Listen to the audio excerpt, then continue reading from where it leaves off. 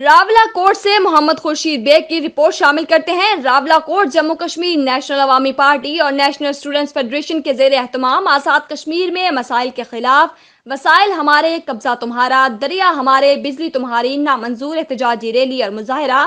Rally صابر شہید stadium سے نکالی گئی جو شہر کے مین چوک میں پہنچ کر جلسہ کی شکل اختیار کر گئی۔ احتجاجی جلسہ سے خطاب کرتے ہوئے جموں کشمیر نیشنل عوامی پارٹی کے مرکزی صدر سردار لیاقت حیات خان اور دیگر مقررین نے کہا کہ رننگ پانیوں پر بجلی بنائی جائے، نہ کہ دریاؤں کو اندھی سرنگ میں ڈال کر انسانی آبادی کے لیے جینا مشکل بنا دیا جائے۔ ہم ایسے انسان دشمن اقدامات کی بھرپور مذمت کرتے ہیں اور بہت جلد ان ایشوز پر ریاست بھر میں تحریک کا آغاز کر دیا جائے گا۔ ہمارا بنیادی مطالبہ ہے کہ ڈیموں کی ملکیت ریاستی عوام کے سپرد کی جائے۔ کتنے ستم کی بات ہے کہ ریاست کے اس حصے میں کل بجلی کی ضرورت 380 میگا واٹ ہے، پر ہمیں اس سے بھی محروم رکھا جا رہا ہے، جبکہ ابھی بھی اسی ریاست سے 2000 میگا واٹ کے لگ بھگ بجلی پڑوسی ملک کو جاتی ہے۔